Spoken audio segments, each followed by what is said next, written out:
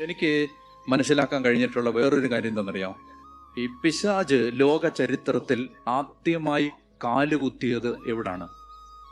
പിശാച് ഇങ്ങനെ പറന്നു വന്ന് ലാൻഡ് ചെയ്തത് എവിടാ? ഒരു വീട്ടിലാണ്, ഒരു കുടുംബത്തിലാണ്, ഒരു ദാമ്പത്യത്തിലാണ്. നിങ്ങളത് ശ്രദ്ധിച്ചിട്ടുണ്ടോന്ന് അറിഞ്ഞൂടാ? ഒരു ദാമ്പത്യത്തിനകത്തേക്കാണ് ഈ പുരാതന സർപ്പം എന്ന പാപത്തിന്റെ കരിനാഗം ഇഴഞ്ഞു കയറിയത്.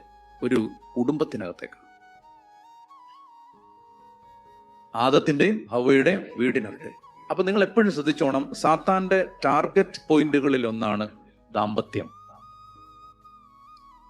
അപ്പൊ പിശാച് എങ്ങനെയും ഭാര്യ ഭർത്താവിനെ സ്നേഹിക്കാതിരിക്കാൻ എല്ലാ പണിയും ഒപ്പിക്കും. ഭർത്താവ് ഭാര്യയെ സ്നേഹിക്കാതിരിക്കാൻ എല്ലാ പണിയും ഒപ്പിക്കും. എന്നെ ഞാൻ അത്ഭുതപ്പെടുത്തിയിട്ടുണ്ട്. ഭാര്യ ഭർത്താക്കന്മാർ വളരെ സ്നേഹത്തിലൊക്കെ ജീവിച്ചിരുന്ന എനിക്കറിയാവുന്ന ചില കുടുംബങ്ങളിൽ പെട്ടെന്ന് അവരുടെ ഇടയിൽ വെറുപ്പ് രൂപപ്പെടുകയാണ്. പെട്ടെന്ന്. അതെന്താ അങ്ങനെ? മനസ്സിലായില്ലേ? നമ്മൾ രണ്ടുപേരോട് സംസാരിക്കാൻ സ്വാതന്ത്ര്യം ഉള്ളതുകൊണ്ട് രണ്ടുപേരോട് സംസാരിക്കുമ്പോൾ രണ്ടുപേരും പറയാണ് സ്നേഹിക്കാൻ പറ്റുന്നില്ല. ഇത് നിങ്ങൾ സാധാരണ ആണെന്ന് വിചാരിക്കരുത്.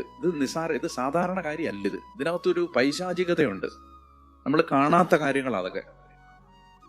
അപ്പൊ ഒത്തിരി പ്രാർത്ഥിച്ചും അഭിഷേകത്തിൽ നിൽക്കണം. എന്നാലേ ഈശോ കാണുന്ന പോലെ ജീവിത പങ്കാളിയെ കാണാൻ പറ്റൂ. ഈശോ കാണുന്ന പോലെ ഭർത്താവിനെ, ഭാര്യയെ, മക്കളെ, മാതാപിതാക്കളെയൊക്കെ കാണാൻ പറ്റും. അപ്പനെ, അമ്മയൊക്കെ കാണാൻ പറ്റും. കർത്താവ് കാണുന്ന പോലെ, അല്ലേ? അപ്പൊ നമുക്ക് പ്രാർത്ഥിക്കാം.